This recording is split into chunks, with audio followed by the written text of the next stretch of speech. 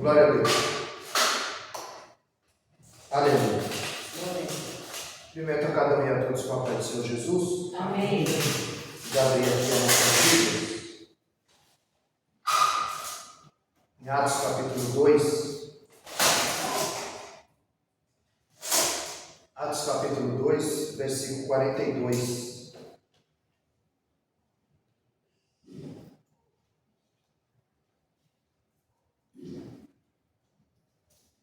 Atos capítulo 2, versículo 42. Vou estar lendo para a gente ganhar tempo. Perseveravam na doutrina dos apóstolos e na comunhão, e no partir do pão e nas orações. E em toda a alma havia temor, e muitas maravilhas e sinais se faziam pelos apóstolos. E todos que criam estavam juntos e tinham tudo em comum, e vendiam suas propriedades e fazendas, e repartiam com todos, segundo cada um havia de misto. E perseverando unânimes todos os dias no templo, e partindo o pão em casa, comiam juntos com alegria e singeleza de coração, louvando a Deus e caindo na graça de todo o povo. E todos os dias acrescentava o Senhor à igreja aqueles que haviam de se salvar. Bem, até aqui. Perseveravam na doutrina dos apóstolos, na comunhão, no partir do pão e nas orações. Está dizendo a palavra do Deus eterno. Quero fazer um contraste hoje sobre a igreja primitiva e a igreja contemporânea. A igreja antiga e a igreja do contexto odierno. A igreja ao qual nós somos hoje. Porque os tempos têm mudado, mas Deus continua o mesmo. A Bíblia diz em Malaquias capítulo 3, verso 6, que Ele é o Senhor e não muda. Ele diz, eu sou o Senhor e não mudo, por isso vós não sois consumidos. E Tiago 1,17, a Bíblia diz que todo dom perfeito e toda dádiva de Deus vem do Pai das luzes, em que não há mudança e nem sombra de variação. Os crentes mudaram, as pessoas mudam, a igreja mudou, mas Deus continua mesmo. Deus continua mesmo. A palavra continua a mesma. Ele disse em Mateus 24:35 que passarão os céus e a terra, mas essa palavra não há de passar. Disse em Jeremias 1:12 que ele vela para que ela se cumpra. Isaías 55:11, ela não volta vazia. Isaías 48, seca-se a erva, cai as flores, mas a palavra de Deus subsiste eternamente. Então a palavra não muda e Deus não muda. Quem muda são as pessoas. A igreja primitiva, como nós lemos aqui, não havia necessitado entre eles, porque a Bíblia diz que eles vendiam as suas propriedades e eles repartiam entre eles. Eles estavam juntos nas orações e no partir do pão. E eles louvavam a Deus, eles perseveravam no tempo. E Deus acrescentava aqueles que haviam de se salvar. Então é Deus que acrescenta. É Deus que convence o homem do juízo, da justiça e do pecado. A nossa função é convidar. A nossa função é evangelizar. E Deus é quem convence. É Deus quem fala o coração. Então, a igreja primitiva, essa igreja, onde eles perseveravam na doutrina, perseveravam na oração, perseveravam na palavra, não havia necessitado entre eles. Eles louvavam a Deus com alegria, eles se reuniam no templo. Essa igreja parece que sumiu da face da terra, onde os crentes tinham prazer, alegria de estar na casa do Senhor. Como hoje no culto de ensinamento, quantas pessoas têm alegria ainda de vir ao ensinamento, que dão ênfase àquilo que o Senhor quer nos ensinar. Então a igreja primitiva, a pergunta era, como nós serviremos a Deus? Mas a igreja do contexto odierno, a igreja de hoje, ela pergunta, como Deus nos servirá? Porque parece que é Deus que está a serviço do homem. Porque parece que Deus não é mais o centro. Deus, o Evangelho parece que não é mais ter o centro. Não é Deus que está no meio. É amplocêntrico, ou seja, é o homem que está no centro. É o homem que está no foco. Então a igreja primitiva, ela orava por missão. A igreja contemporânea, ela ora por conforto. A igreja primitiva, ela orava e jejuava. Era o culto racional de Romanos 12:2, que Paulo dizia que o culto tinha que ser racional. Em 12:2 a Bíblia diz para a gente saber qual é as três vontades de Deus: a boa, a perfeita e a agradável. Agora a igreja do contexto onde era, ela quer sentir. O culto ficou sensorial. A igreja primitiva orava e jejuava. A igreja contemporânea, ela quer sentir. É sensorial. Eles precisam sentir para falar em língua. Eles precisam sentir para fazer uma oração. Eles precisam sentir para pregar, sentir para louvar. Por quê? Porque o culto agora é sensorial. Então o que Deus quer? Conforme Hebreus 11:3, ele diz: pela fé entendemos. Então Deus quer que nós entendamos o culto. Deus não quer que você goste do culto. Deus não quer que você goste do louvor. Deus não quer que você goste da palavra. Deus quer que você entenda o culto. Fui pregar ontem ali na igreja na cidade satélite, o pastor me acompanhou, e ali Deus usou uma missionária da Bahia, dizendo que era necessário descer, que era tempo da igreja descer, da igreja se humilhar, que era necessário descer. Bateu muito nessa terra. E Deus me deu uma mensagem sobre Naamã, sobre Geazi, e Naamã ele desceu 7 vezes. Ela falava que era para a igreja descer, e Naamã teve que descer 7 vezes, porque Deus ele é como o exílio flecheiro, ele não erra o alvo. Ele manda a palavra, ele vela para ela se cumprir, ela não vai voltar vazia. Deus, ele sabe o que a igreja precisa ouvir. Ele sabe como tratar com a igreja. Então a igreja primitiva, ela não agendava milagre, culto de libertação, culto disso, culto daquilo. Porque não é culto de varões, é culto com os varões. O culto é de Deus. Não é culto de Santa Ceia, é culto com ceia. E a ceia não é santa, santa é Jesus. Culto com ceia, culto com as irmãs, culto com os irmãos. Porque a gente está cultuando as pessoas, a gente está cultuando os grupos, e a gente não está cultuando a Deus. A gente não está deixando o Espírito Santo agir. É por isso que a igreja primitiva ela não agendava milagre. Tudo era feito com a liberdade e a soberania do Espírito Santo. Não tinha agenda, porque o grau de santidade era alto. Quando a igreja orava, Deus respondia. Deus acrescentava aqueles que haviam de se salvar. Na igreja primitiva, ela cresceu em meio à perseguição. Essa igreja de hoje, ela está crescendo, eles estão pregando a qualquer Cristo. Não Cristo crucificado, mas o Cristo que promete o paraíso na terra, a bem-aventurança na terra. A igreja primitiva, quando o soldado romano chegava e dizia: César é o seu Quírios, César é o seu Senhor, então, se ele dissesse: não, Jesus é o meu Senhor, ele assinava um atestado de óbito. Era assinar sentença de morte, era ganhar uma cova cheia de leão, era ganhar uma cisterna, era ser lançado numa fornalha 7 vezes aquecida, era ganhar uma forca, ser crucificado de ponta cabeça. Mas no tempo de hoje, ser crente hoje é troféu. O que sai com menos sai com 2. Cantou revelação e a música do ano. E para Jesus só sobrou a cruz, porque a gente está cultuando pessoas, né? É o culto à personalidade. Era o que a igreja de Corinto fazia. Eu sou de Paulo, eu sou de Pedro, eu sou de Apolo, eu sou de Cristo. Eles estavam cultuando as pessoas. A igreja estava multifacetada. Por isso que quando Paulo chega ali, repreende a igreja de Corinto. E a igreja de hoje, ela não está diferente. O que sai com menos sai com 2. Cantou revelação e música do ano, troféu. E Jesus nunca prometeu troféu para ninguém. Ele prometeu sim uma coroa. Ele disse que a coroa está guardada para aqueles que forem fiéis até a morte. Aí vai receber a coroa da vida. E ele disse para você guardar o que tem, a coroa, para que ninguém a tome.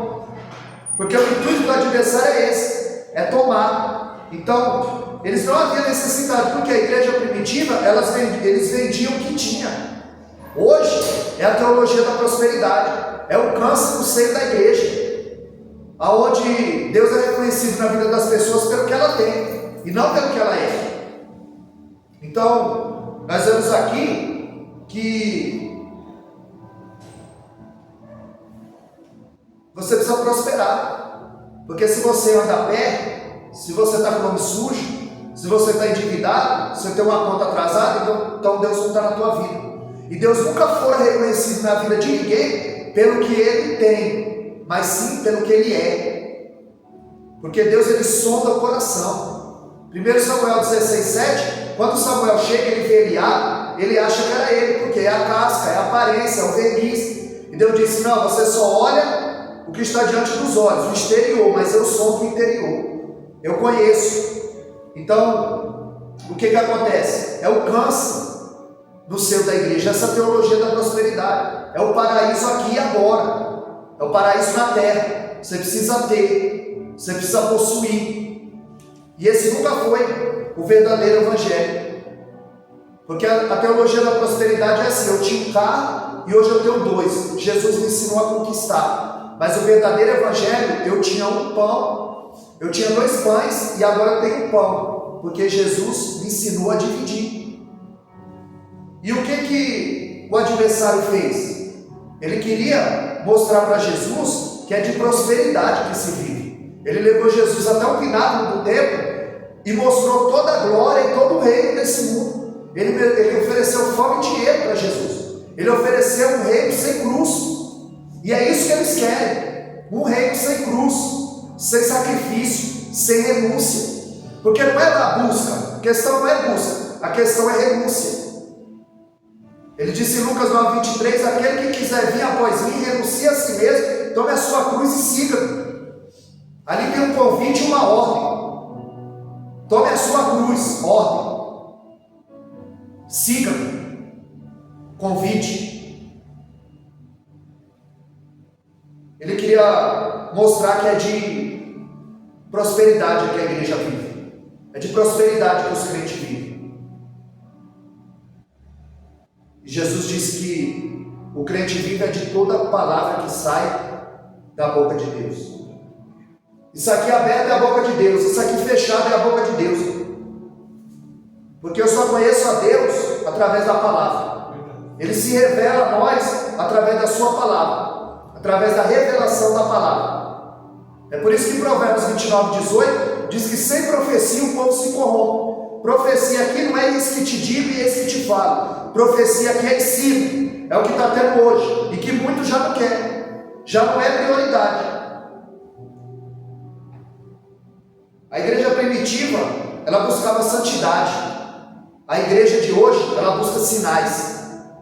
Ela quer ver sinal. Elas são atraídas por milagres. A igreja primitiva era atraída pela cruz. A igreja de hoje é atraída por milagre. Eles não querem mais a verdade, eles querem que funcione. Eles não pregam mais a verdade. Eles não pregam o que é certo, pregam o que dá certo. E nesse situado tem gerado um povo fraco e doente. Por isso que o apóstolo Paulo diz que há muitos fracos e doentes em nosso meio. Porque não vem por ensino, porque não vem aprender, porque não quer ser instruído. Mas amanhã também não pode ensinar, amanhã também não pode ser um líder. Porque quem nunca foi liderado não pode liderar. E quem não está sentado para ouvir, para aprender, não pode estar de pé para ensinar. Porque eu já passei muito tempo sentado. Eu já passei muito tempo sendo liderado. Eu já passei muito tempo ouvindo. Por isso que hoje eu tenho respaldo. É por isso que hoje Deus me revela o que está implícito no texto. É porque eu fui liderado. É porque eu vim para o culto de ensino. É porque eu tive o desejo de aprender. Nós precisamos nos matricular na escola do quebrantamento e romper com o pecado e deixar esse evangelho, porque nós não precisamos de novidade, nós precisamos do evangelho genuíno. Nós não queremos esse evangelho mirrado, crivado de erros. A maior necessidade da igreja é do verdadeiro evangelho, aonde, sem o Espírito Santo, a igreja não respira o oxigênio do céu. Porque se João Batista pregasse o que andam pregando nos púlpitos por aí, ele não teria sido decapitado. Jesus não teria sido crucificado. Porque eles não massageavam o ego de ninguém. Porque eles não enfeitavam o pavão, porque Deus já enfeitou. Eles não passavam a mão na cabeça de ninguém, porque não é cabeleireiro. Eles pregavam a verdade. Por isso ele foi crucificado e por isso João foi decapitado.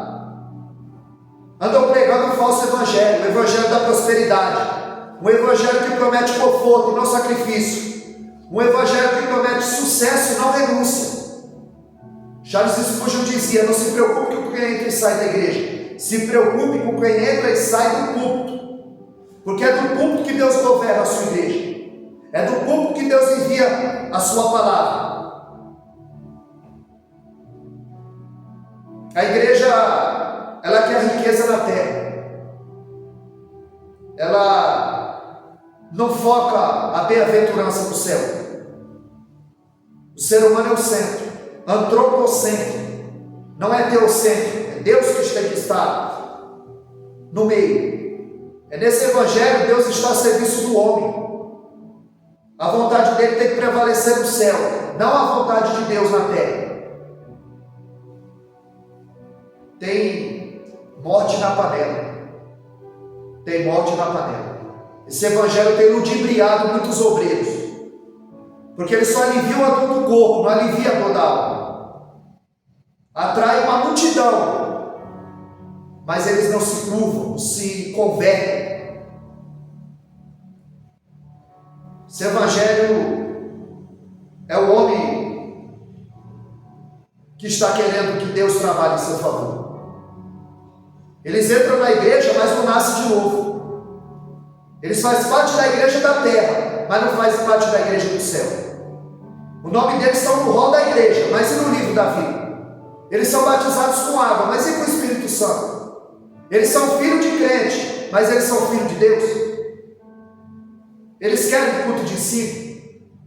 Eles querem fazer a vontade do Deus eterno. Eles querem fugir do pecado.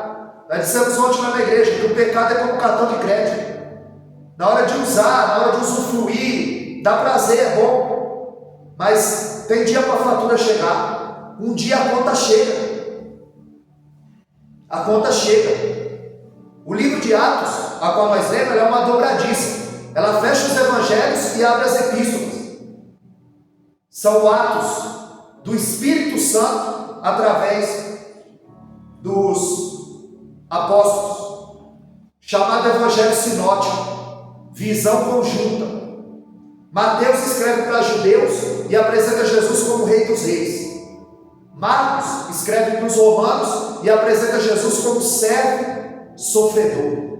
E Lucas escreve para os gregos e apresenta Jesus como homem perfeito. Quando esses três evangelhos, visão conjunta, sinótico, o detalhe que um não deu, o outro deu. Não são 4 evangelhos, é um evangelho, só tem um evangelho, e 4 visões diferentes.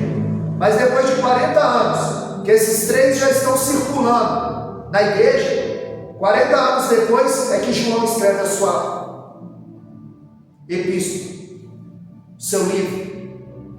E ele apresenta uma carta universal, ele escreve para todos os povos e apresenta Jesus como uma divindade, ele apresenta Jesus como Deus. A igreja primitiva, ela foi perseguida, ela foi pisoteada, massacrada, porque a intenção do adversário era parar a igreja, como a intenção dele foi impedir que Jesus chegue à cruz. A intenção dele é impedir as pessoas virem para o culto de ensinamento. Vire ao culto, seja qual ele qual for, porque ele quer parar. Ele ofereceu um reino sem cruz. Então, colocando uma frase do diabo na boca do nosso Deus, porque quem disse eu te dou tudo se prostrado me adorares foi o diabo. Jesus nunca disse isso. Ele disse que no mundo tereis aflições, em João 16:33, mas tem de bom ânimo, venci o mundo. E eu dou força para vocês vencerem. Eu envio o meu Espírito para ajudar vocês a vencer, a suportar.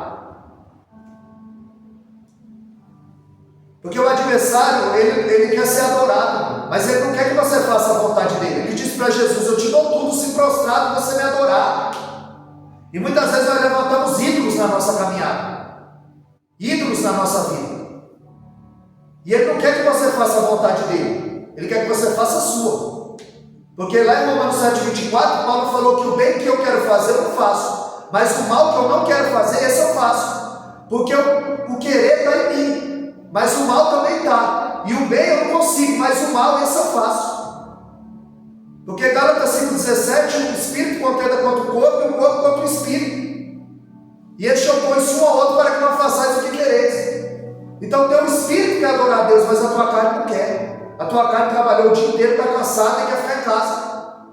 Quer tomar um banho, relaxar na frente da TV. Mas o teu espírito, ele quer adorar. É por isso que o adversário quer que você faça a sua vontade. Porque a sua vontade não é a vontade de Deus. Tem que matar a carne. Tem que matar os desejos. É por isso que só jejua quem tem fome de Deus. Só ora quem quer relacionamento com Deus. Só lê a Bíblia quem quer conhecer mais de Deus.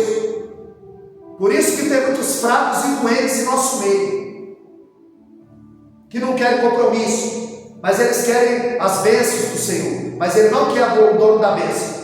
Ele só quer a bênção, mas o dono da bênção ele não quer. O evangelho sem sacrifício. O evangelho que dá tudo de mão beijada.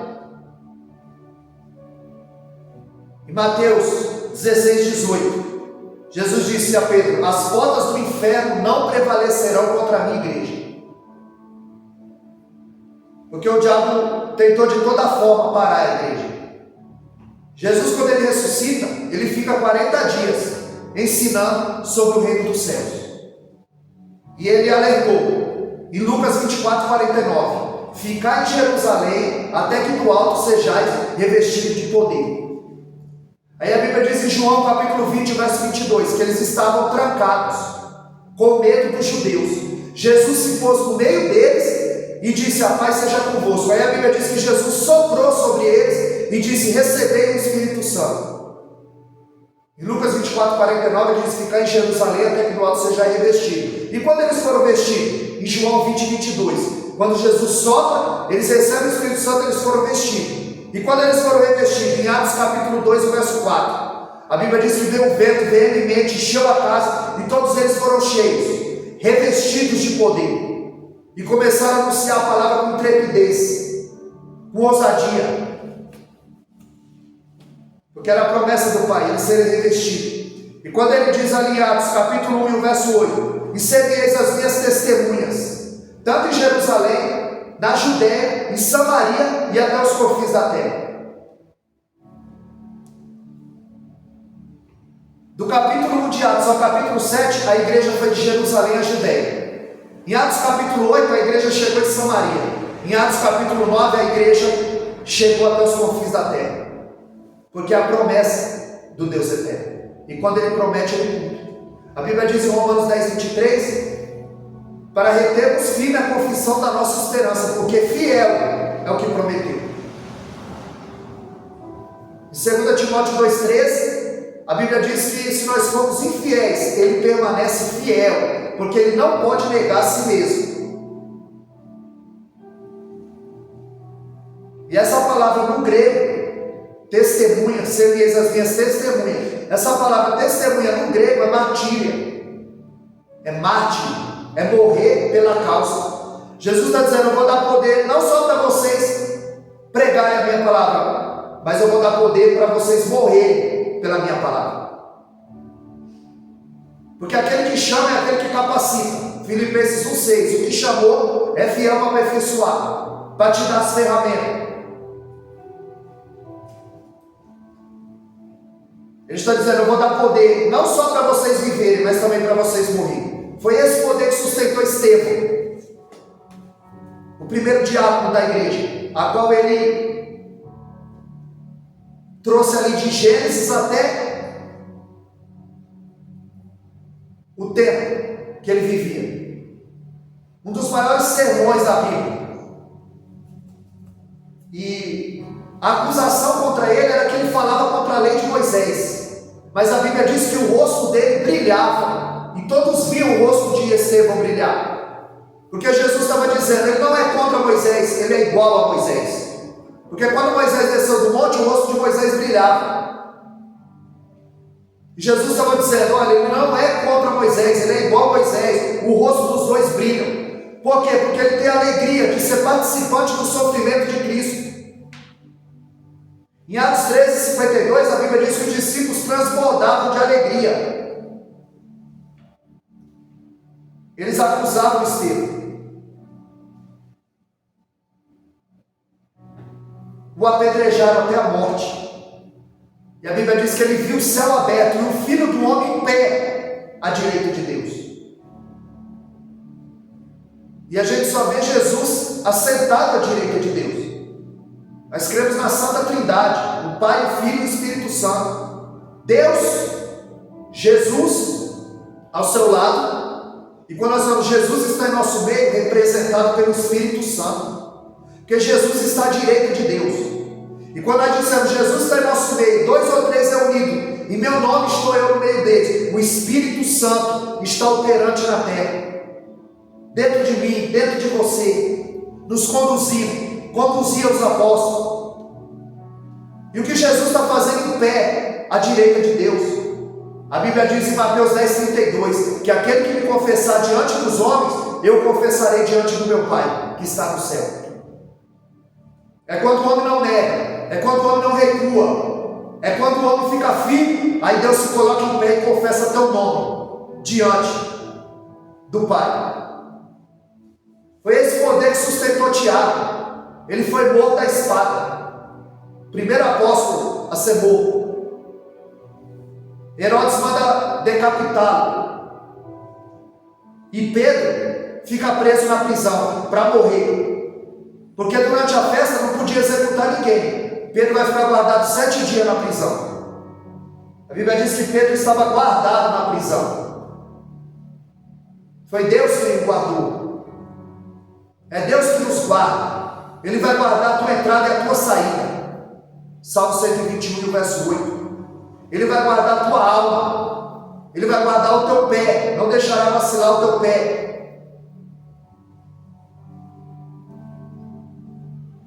Pedro dormia. E a igreja, em Atos capítulo 12, verso 5, ela fazia contínua oração a Deus. A igreja fazia campanha para Deus libertar Pedro. Unânimes. Eles estiveram unânimes quando Jesus disse: ficar em Jerusalém até que do alto seja revestido de poder. A Bíblia diz que eles ficaram 10 dias consecutivos orando na igreja. Até que veio o vento veemente e todos foram cheios. Porque ter um espírito é uma coisa, ser cheio dele é outra. Quando você tem o desejo de ler a Bíblia, irmão, você está cheio. Quando você tem o desejo de estar no culto de ensinamento, você está cheio. Quando você sente o desejo de vir à casa do Senhor, você está cheio.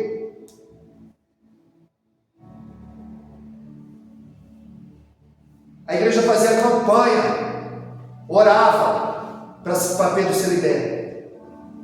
Ou seja, o anjo foi buscar Pedro na prisão, mas a oração da igreja foi buscar o anjo.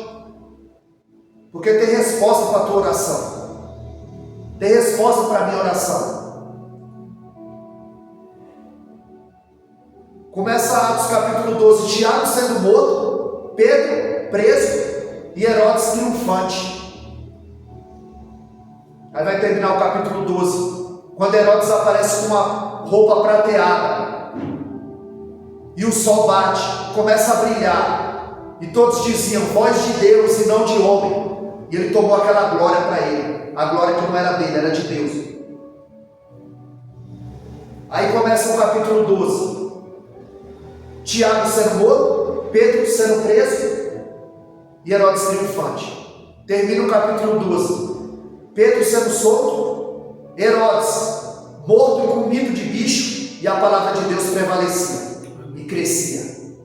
Porque quando parece que vai dar tudo errado, irmão, Deus ainda está no controle. Porque Deus ainda está no controle. Managaxé, Candaragaçu, Alabastere, Andarave. Deus ainda está no controle. Ele não perdeu o controle, ele não perdeu as rédeas. Foi esse poder que sustentou Paulo. Passou por várias prisões, mas ele dizia: eu estou preso, mas a palavra de Deus está livre. Quando Paulo entrava na cadeia, era o evangelho entrando na cadeia. Era o evangelho pisando na cadeia. Em Filipenses 4:22, ele disse: os santos nos saúdam, principalmente os da casa de César. Paulo ganhou uma guarda pretoriana. 16 mil soldados. Ele estava algemado a 2 soldados. Trocava de 4 em 4 o turno. Na verdade, quando ele se algemava a Paulo, era Paulo que estava os algemando ao Evangelho. Porque quando Paulo achava brecha, ele evangelizava. Você é assim? Você evangeliza? Você fala de Jesus? Quando Deus abre uma porta, quando Deus abre uma janela, você fala de Jesus? Porque Paulo, onde ele estava, ele falava. Foi esse poder que sustentou Paulo. Ele dizia: eu não sou prisioneiro de Roma, eu sou prisioneiro de Cristo. Ele dizia: não é Roma que vai me matar, eu que estou sendo oferecido por libação, por sacrifício. Ele está dizendo: não chegou a hora da minha morte, está chegando a hora da minha partida.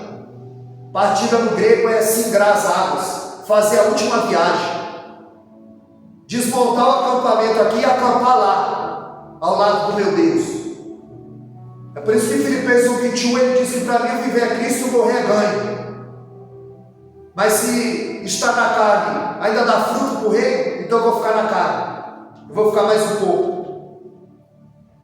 Foi esse poder que fez com que ele, em 2 Timóteo 4,16, ele dizia: ninguém me assistiu na minha primeira defesa, porque ele pensava: eu evangelizei, ganhei muita gente para Jesus, vai ter alguém lá em meu favor, acho que vai ter alguma testemunha lá, vai me ajudar. Mas quando ele chega, ele vê que ele está só. Demas me abandonou, amou o presente século, desviou, abandonou a igreja. Alexandre Latoeiro, ele me causou muitos males, Deus lhe pague, lhe dê a sua recompensa. Não tinha ninguém para ajudar o apóstolo Paulo. Ele foi desamparado, mas ele disse: mas o Senhor me assistiu e fechou a boca do leão. Paulo é o Daniel do Novo Testamento, fechou a boca do leão. O Espírito Santo me sustentou, me deu força diante da morte. Eles tinham alegria de participar do sofrimento de Cristo. E a igreja de hoje faz campanha para parar de sofrer. E Paulo dizia: eu trago as marcas de Cristo no corpo. E ninguém quer levar as marcas de Cristo, ninguém quer sofrer por causa do Evangelho. O Evangelho do conforto, que não tem renúncia, que não tem compromisso. Pode faltar o apoio da terra, mas não vai faltar o apoio do céu. Para Paulo faltou o apoio dos homens, mas não faltou o apoio de Deus. Eu imagino o soldado romano chegando na corredor, naquela sala fria, dizendo: prisioneiro Paulo, chegou a sua hora, com um molho de chave na mão, e dizendo: a guilhotina vai tosar a sua cabeça. Paulo está no corredor da morte, e ele diz: traz a capa que deixei trouxe, porque o velho sente muito frio. Traz João Marcos, aquele sobrinho de Barnabé, a qual ele não queria que fosse na viagem. Traz para mim se reconciliar com ele. Traz João Marcos. E traz os livros, principalmente o pergaminho, porque o velho ele precisa de provisão para o corpo, a capa, provisão para a mente, livros, pergaminho. Paulo vai morrer, ele sabe, ele vai morrer no outro dia, mas ele diz: traz os livros, ainda dá para ler mais um pouco, ainda dá para aprender mais alguma coisa. Aí o camarada passa o dia todo, a vida toda, e não lê nada, não aprende nada. E se você fizer uma pesquisa, a maioria das pessoas nunca leram a Bíblia toda, pelo menos uma vez na vida, e diz que conhece a Cristo, e diz que conhece a palavra.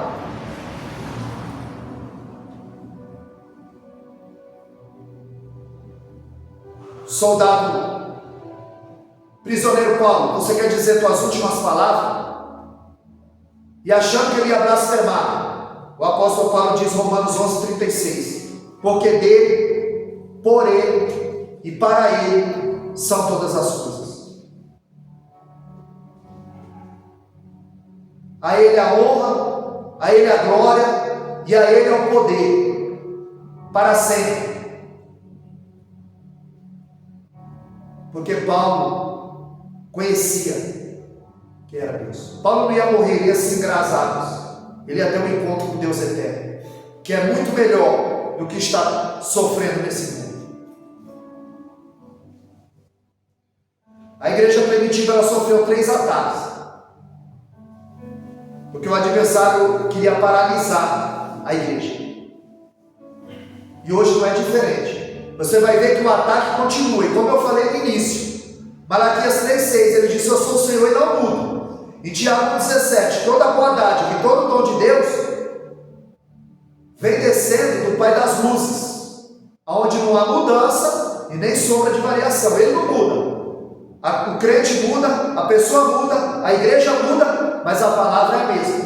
Mas o nosso Deus é o mesmo.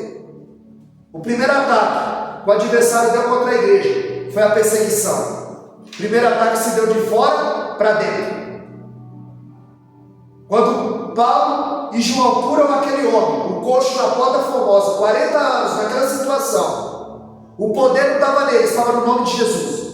Quando eles disseram: não tenho prata e ouro, mas o que eu tenho eu te dou, em nome de Jesus levanta e anda, a igreja primitiva tinha poder. Não tinha ouro, não tinha prata, mas tinha poder. A igreja do contexto odierno, contemporânea, do dia de hoje, ela tem muito ouro, ela tem muito prata, porque ela tira dos incautos. Porque eles tiram dos novos convertidos. O novo convertido endinheirado na igreja é uma tentação, porque eles querem arrancar até a última moeda. A igreja tem muita prata, tem muito ouro e tem pouca autoridade. A Bíblia diz que Deus fazia muitos sinais e prodígios no meio dos apóstolos, porque o grau de santidade era alto. Em Atos 5,13, a Bíblia diz que todos os tinham em grande estima, mas ninguém se ousava se chutar com eles, porque o grau de santidade era alto. Não tinha brincadeira. Era jejum, oração, consagração. Era busca incessante com renúncia. Porque tem gente que busca aqui, busca ali, busca lá, mas não tem uma vida de renúncia. Não renuncia. E a perseguição se deu de fora para dentro. Eles perseguiam o apóstolo. Os apóstolos eram massacrados. Os apóstolos, eles sofreram por causa do evangelho. E eles diziam: não pregue mais esse nome, senão vocês vão ser presos. E foram. Foi quando o anjo tirou Pedro a primeira vez da cadeia. Não pregue, não fale nesse nome. Pedro faz uma oração e diz: Senhor, concede-nos que falemos a tua palavra com intrepidez, enquanto tu estende a mão para curar, para fazer todo sinal e maravilha. Que o Senhor cura. A Bíblia diz que moveu-se o lugar em que eles estavam reunidos, e todos foram cheios, e anunciavam a palavra de Deus com ousadia. Pedro era covarde, ele negou Cristo, e a negação dele foi pior do que a negação de Judas, porque Pedro era amigo íntimo de Jesus. Ele negou, com medo de ser preso. E agora ele está cheio do Espírito. Olha quem é Pedro antes e olha quem é Pedro depois. Antes de ser cheio. Porque agora ele anuncia a palavra com intrepidez e não tem medo. Porque quando ele é preso, o anjo solta. Ele é preso e Deus manda soltar. O segundo ataque foi a infiltração. Foi de dentro para fora. O primeiro ataque não deu certo, foi de fora para dentro. O adversário vai tentar a segunda estratégia, de dentro para fora. Ele implanta na igreja o casal hipócrita, Ananias e Safira, para que a igreja caísse em descrédito, para que a igreja perdesse a autoridade. Mas Pedro, usado pelo dom de discernimento, cheio do Espírito Santo, percebeu que Ananias e Safira queriam comprar fama e queriam comprar privilégio. E Pedro disse: por que encheu teu coração? Porque Satanás encheu teu coração e mentiste contra o Espírito Santo. Pedro, pelo dom do discernimento, também viu Simão, em Atos capítulo 8, verso 18. Ele vendo que os discípulos impunham a mão, as pessoas eram curadas, eram batizadas e o demônio era expelido, ele ofereceu dinheiro. Ele disse: quanto que é? Eu também quero ter esse poder. Simão queria comprar poder. Ananias e Safira queria comprar fama e privilégio. infiltração. A mídia só veicula a parte negra do evangelho. É o joio crescendo com o trigo. É o veneno e o alimento, porque o joio é veneno e o trigo é alimento, crescendo junto. E o terceiro ataque, a distração. Esse é o mais sutil. Quantas pessoas podiam estar aqui hoje? Estão distraídas. A gente está cansado, mas a gente não está fazendo a vontade da carne. A gente está fazendo a vontade do Espírito, a vontade de Deus. A gente está aqui porque às vezes com louvor que a nossa irmã cantou aqui, recebe a vitória. Com algo que você faz aqui para o Senhor, Deus muda a tua história. Deus te dá uma bênção. Porque Deus está preocupado com multidão. A última multidão que ele viu vociferava contra ele: crucificam, crucificam. E diversas vezes eu já falei, multidão na Bíblia só serve para atrapalhar. Deus seleciona. Ele não chamou a multidão, ele chamou 12. E ele não contava tudo para os 12, ele contava tudo para 3. Pedro, Tiago e João. As 3 colunas da igreja primitiva. Presidente do colégio apostólico. Porque muitos são chamados, mas poucos são os escolhidos. O chamado é só ouvido, mas o escolhido, a palavra desce no coração. O escolhido tem desejo de dar ensinamento. O escolhido, ele não quer aparecer, igual eu falei lá na igreja ontem. Que a irmã queria louvar, mandou um bilhete para o pastor não chamou. Quando acabou, ela disse: pastor, você recebeu os 3 bilhetes que eu mandei? Recebi. O senhor não viu que eu queria louvar? Vi. E por que o pastor não me chamou? Não, irmã, manda com oportunidade então, louva agora o Senhor. Ela: mas já foi todo mundo embora, pastor. Então você não quer louvar, você quer aparecer, você quer se mostrar para as pessoas, você quer mostrar a tua performance. E Deus não está nem aí com a multidão. A Bíblia diz que vale mais uma alma do que 99 justos. Mais uma alma perdida do que 99 justos. Então o ataque mais sutil é a distração. E a Bíblia diz que eles deixaram a mesa, eles deixaram a oração e a palavra e foram servir as mesas, fazendo a coisa certa na hora errada e do jeito errado. Porque eles abandonaram a oração e a palavra e foram cuidar das viúvas e das mesas. Foi aí que eles instituíram os primeiros diáconos para dar suporte à viúva, ao órfão, ao pobre, ao necessitado. É quando vem Estevão, Filipe, Simão, Barnabé, Saulo de Tarso. Em Atos 13, 2: separai para mim. E disse o Espírito Santo: separai para mim. É o Espírito Santo que separa. É o Espírito Santo que indica. É o Espírito Santo que mostra. Eles deixaram a oração e a palavra. Foi perguntado a W12: o que é mais importante, a oração ou a palavra? E ele disse: pergunta para um pássaro. O que é mais importante, se a sua asa direita ou se a sua asa esquerda? Porque o pássaro com uma asa só, ele não voa, ele não decola. É por isso que a oração e a palavra, elas se nutrem.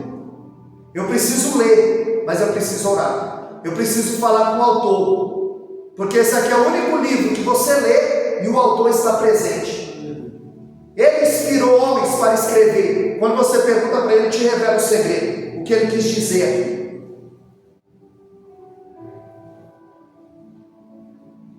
E Deus acrescentava aqueles que haviam de se salvar. É Deus que acrescenta. Agora a igreja precisa fazer o seu papel. Ela precisa ser empurrada para fora do ninho. Ela não pode ser sal do saleiro. Ela tem que sair do ninho. Ela tem que ir atrás da ovelha perdida. Ela tem que ir atrás da dracma perdida. Ela tem que ir atrás do filho perdido. Porque você só vai colher o que você plantar. Quem não semeia, não ceifa. E Deus acrescentava aqueles que haviam de se salvar. Hoje eles querem que a igreja cresça e pregam qualquer Cristo. Pregam prosperidade. Pregam Cristo que não foi crucificado. Pregam um reino sem cruz. Porque a igreja precisa crescer. crescer, mas só cresce para o lado. Ela não cresce em profundidade, ela não cresce em conhecimento, porque não vem com ensinamento. Aí quando prega, quer ter unção. Aí quando prega, quer que Deus fale através dele. Mas se não senta para ouvir, não pode estar de pé para ensinar. É a lei. A igreja de hoje, ela prega que você é um gigante, que você pode tudo, que você vai prosperar, que você tem que ter um pensamento positivo. E a Bíblia diz totalmente ao contrário, que o poder dele se aperfeiçoa na sua fraqueza, que você é fraco, que você precisa de Deus. Em Deuteronômio 8,3, Deus levou aquele povo para o deserto para humilhá-los, para eles entenderem que eles dependiam de Deus, que é da mão dele que vem. A igreja primitiva crescia porque eles tinham compromisso com a oração, com a palavra, com o jejum, não tinha necessidade entre eles. Eles louvavam a Deus com alegria, eles se reuniam para orar. Aquela igreja, um não falava mal do outro não, um não se levantava contra o outro não tinha inveja entre eles, porque tudo eles tinham em comum, no partir do pão, na oração. Mateus capítulo 10 era 12 discípulos, em Lucas capítulo 10 era 70 discípulos, em Atos 15:6 era 500 irmãos, em Atos 2:41 era 3.000 almas, em Atos 4:4 era 5.000 almas, em Atos 5:14 eles perderam a conta, era a multidão dos que criam. Nós precisamos do Espírito Santo, porque sem capacitação numa missão, primeiro Jesus enviou o Espírito Santo para a igreja, depois ele enviou a igreja para o mundo, porque é o Espírito Santo que convence. A igreja precisa crescer em profundidade. O profeta Joel 2:28, ele disse que Deus derramaria o seu Espírito sobre toda a carne. Mas antes de falar sobre o derramamento, ele chamou o povo ao arrependimento. É como eu costumo dizer, é o lado de Joel. E a promessa é de derramamento. Pode se embriagar no Espírito, que o bar do Joel está aberto. E a promessa é de se embriagar no Espírito. No livro do profeta Amós 5:23, Deus estava cansado de ouvir o tanger dos instrumentos e os hinos que eles entoavam, porque o povo tinha culto, mas não tinha compromisso com Deus. Eles cantavam hinos, mas não adoravam a Deus, e Deus estava cansado. Em Amós 5:23, olha quem é Pedro antes e olha quem é Pedro depois, e a estratégia não mudou. A estratégia não mudou. Primeiro ataque, perseguição, de fora para dentro. O segundo ataque, infiltração, de dentro para fora. E o terceiro ataque, o mais sutil, a distração. O que tem de crente distraído hoje? Quando aquela mulher disse para Pedro, a tua fala te denuncia. Hoje a gente não sabe mais quem é crente e quem não é, porque crente fala palavrão, crente fala coisa torpe. Tiago 3,10, não sai da vossa boca nenhuma palavra torpe, mas só aqui dá graça e edificação para os que ouvem. Hoje pela fala você não sabe quem é e quem não é. Na janela 10:40 não mudou, nossos irmãos estão sendo perseguidos. Janela 10:40, os países onde o evangelho não é chamado cortina de ferro, eles estão escondidos agora, dentro de cavernas, cada um com um pedacinho do salmo, para quando eles se encontrarem, eles se juntar e poder ler o salmo. E a gente tem esse banquete, essa maravilha. Paulo está no corredor da morte, ele diz, traz os livros, eu posso ler mais um pouco. E não vem por ensinamento, porque a prioridade dele não é Deus. A prioridade de Deus, a prioridade, quem tem Deus como prioridade, todo momento é oportuno para aprender do Deus eterno. Porque às vezes uma palavra muda tudo. Numa dessa, Deus muda a tua história. Porque a salvação é individual. Se eles forem pegos com Bíblia, andando com Bíblia, eles serão mortos, decapitados, fuzilados, enforcados. A estratégia não mudou, a infiltração, o joio crescendo com o trigo. São os falsos irmãos. Paulo disse que eles teve perigo entre os falsos irmãos. Segundo os Coríntios, capítulo 11, a partir do verso 23, ele fala de algumas coisas que ele passou, dentre elas, perigo entre os irmãos, entre os judeus, entre os falsos irmãos. E a terceira, não mudou a estratégia, a distração, é sutil. Por isso que ele diz em 1 Timóteo 4,16, policia a doutrina, fica atento à doutrina, patrulha a doutrina, policia a doutrina, porque a heresia, ela entra de forma imperceptível, o esfriamento entra de forma imperceptível, é sutil. A igreja precisa evangelizar, a igreja que não evangeliza precisa ser evangelizada, o obreiro que não evangeliza precisa ser evangelizado, porque Jesus falou: ide e pregar o evangelho a toda criatura. A igreja primitiva sumiu da terra. Nós precisamos reviver essa igreja no nosso contexto diário, porque Deus, Ele conta comigo e com você. Para a igreja crescer, nós precisamos cumprir o ID de Jesus, porque só falta isso para Ele voltar. Os quatro cantos. Há dias agora eu preguei sobre Abraão, o pai dos árabes, o pai dos judeus e o pai da fé, pelos cristãos. O nome de Abraão é mais conhecido do que o nome de Jesus, ainda hoje. Pasme. Mas quando o nome de Jesus foi anunciado nos quatro cantos da terra, só falta isso para Jesus voltar. Tiago 5,9, o juiz está às portas. E se ele volta hoje, agora, ele nos encontra aqui na brecha, enquanto outros irmãos estão desapercebidos. Amém, irmão? Que Deus abençoe. Eu agradeço a oportunidade.